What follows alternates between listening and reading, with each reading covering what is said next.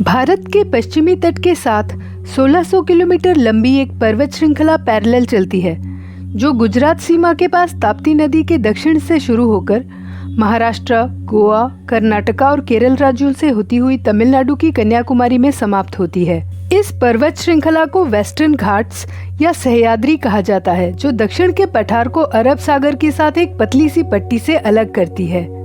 दोस्तों, वेस्टर्न घाट्स के जंगल बेहद घने और जैव विविधता से भरे हैं। एंटायर वेस्टर्न घाट दुनिया की 36 बायोडायवर्सिटी हॉटस्पॉट में से एक है, जिसे यूनेस्को की वर्ल्ड हेरिटेज साइट में सूचीबद्ध किया गया है। जैसे जैसे हम दक्षिण की ओर बढ़ते हैं, वेस्टर्न घाट के जंगल और भी घने और पहाड़ियों की ऊंचाई बढ़ती चली जाती है।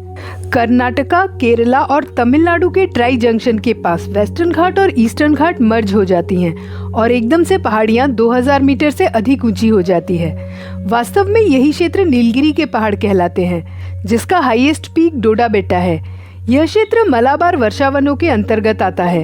वर्ष 1986 में नीलगिरी को भारत का पहला बायोस्फीयर रिजर्व घोषित किया गया था। हालांकि नीलगिरी बायोस्फीयर रिजर्व भारत की 3 राज्यों कर्नाटका, केरला और तमिलनाडु की सीमाओं पर फैला हुआ है, लेकिन इसके कोर एरिया का मेजर पार्ट केरल और तमिलनाडु राज्यों में पड़ता है।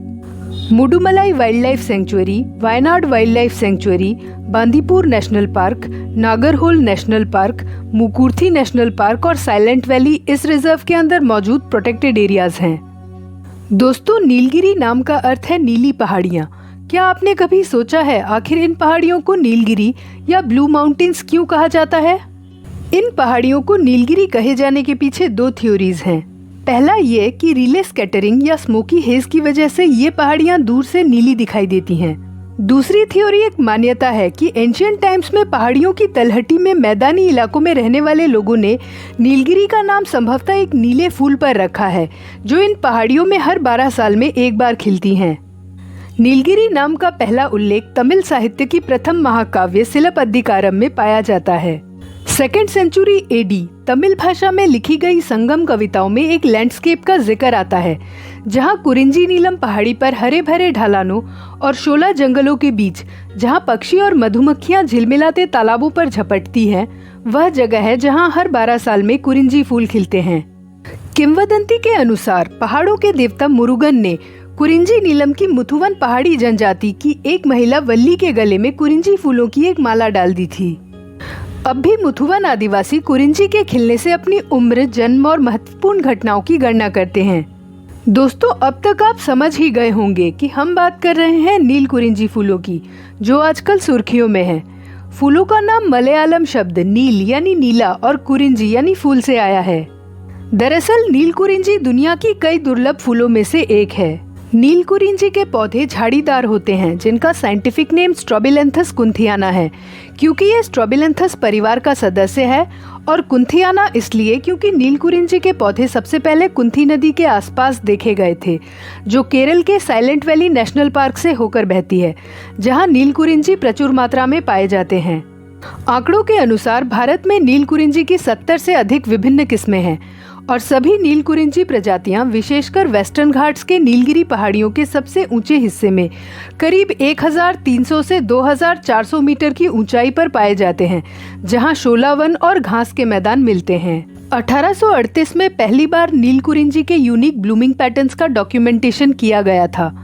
यूनिक इसलिए क्योंकि नील कुरिंजी के फूल हर 12 साल के लंबे अंतराल के बाद केवल एक ही बार खिलती हैं, वह भी किसी एक पौधे पर नहीं, बल्कि एक साथ नीलगिरी पहाड़ियों पर पौधों की पूरी आबादी फूलों से लद जाती है, जिसे मास फ्लावरिंग कहा जाता है।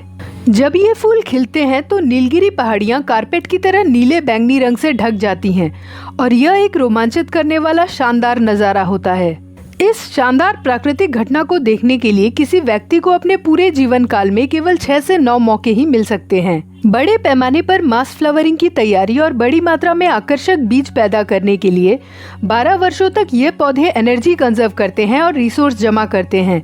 मास फ्लावरिंग सेमेल्पेरिटी का एक उदाहरण है, एक ऐसा फेनोमेना जहां पौधे अपने जीवन काल में लंबे अंतराल के बाद केवल एक ही बार फूल और बीज पैदा करते हैं और फिर बाद में मर जाते हैं। वनस्पति विज्ञान में इन्हें प्लिटेशियल्स कहा जाता है। ये इन पौधों का सर्वाइवल मैकेनिज्म होता है। फूलों में बीज बनने के लिए एक लंबा समय लेकर इन पौधों ने शिकारियों से बचने के लिए स्वयं में यह परिवर्तन करके अपनी प्रजाति को बचाने का एक तरीका ढूंढ लिया है। ये पौधे इसी तरह से इवॉल्व हुए हैं। हर 12 साल बाद नीलकुरिंजी में अगस्त के अंत में फूल आते हैं, सितंबर के मध्य में अपनी चरम पर पहुंचते हैं और अक्टूबर तक खत्म हो जाते हैं। फूलों के मैच्योर होने पर बीज की फलियां सूख जाती हैं और फूटकर बीज बिखर जाते हैं, जिसे एक्सप्लोसिव डिस्पर्सल कहा जाता है। जिसके बाद पेरेंट प्लांट मरकर सूरज की रोशनी, पानी और पोषक तत्वों के लिए जगह छोड़ देती है, जिससे नए अंकुरों में जीवित रहने के लिए अनुकूल परिस्थितियां बन पाए। अगले 12 सालों में नीलकुरिंजी की संतानों के जीवित रहने के लिए जंगल मिट्टी के पोषक तत्वों के स्तर में सुधार करती है, ताकि नए पौधों के सर्वाइवल के चांसेस बढ़ जाएं। मास फ्लावरिंग बड़ी संख्या में मधुमक्खियों को आकर्षित करते हैं।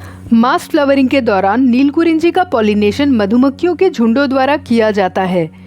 इन मधुमक्खियों द्वारा उत्पादित शहद आमतौर पर मिलने वाले शहद से अलग होता है और इनमें मेडिसिनल प्रॉपर्टीज भी होती हैं। महंगा होने की वजह से इसे लिक्विड गोल्ड कहा जाता है। वर्ष 1838 में पहली बार नीलकुरिंजी के डॉक्यूमेंटेशन से अब तक केवल 16 बार ही मास फ्लावरिंग हुए हैं। नीलकुरिंजी में आखिरी बार 2018 में फूल आए थे। अगला मास फ्लावरिंग 2030 में होने की उम्मीद है। नीलकुरिंजी पौधे जो कभी पश्चिमी घाट की ऊंचाई पर प्रचुर मात्रा में पाए जाते थे, अब केवल प्रतिबंधित क्षेत्रों तक ही सीमित रह गए हैं, क्योंकि 19वीं शताब्दी में कॉलोनियल एरा के टाइम से अब तक वेस्टर्न घाट के हाई एल्टीट्यूड रीजन्स में हुए नुकसान, जैसे T, coffee, softwood plantations, exotic species जैसे यूकेलिप्टिस, एकासिया, पाइन और वेटल द्वारा लगातार invasion, road networking, infrastructure development आदि वजहों से नीलकुरिंजी का 40% हैबिटेट डिस्ट्रक्शन हो चुका है।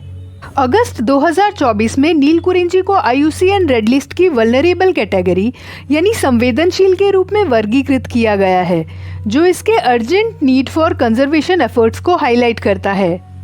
दोस्तों, नीलकुरिंजी का कंजर्वेशन न केवल इसके एक्स्ट्राऑर्डिनरी नेचुरल डिस्प्ले को बनाए रखने के लिए, बल्कि पूरे वेस्टर्न घाट की ओवरऑल बायोडाइवर्सिटी, स्पेसिफिक माइक्रोक्लाइमेटिक कंडीशंस और इकोलॉजिकल हेल्थ के लिए भी जरूरी है।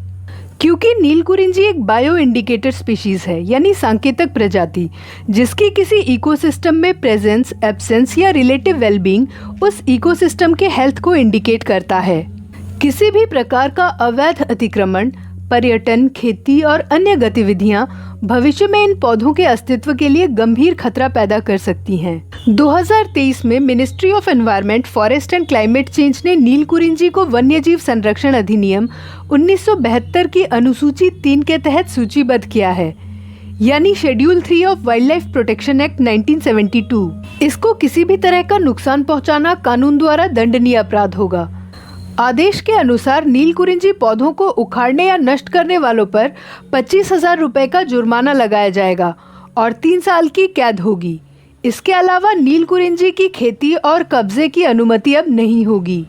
तो दोस्तों, ये थी जानकारी नीलकुरिंजी के मास फ्लावरिंग की।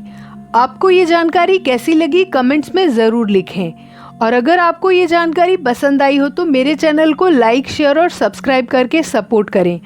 आज के लिए इतना ही। जल्द ही मिलेंगे एक नई वीडियो के साथ। धन्यवाद।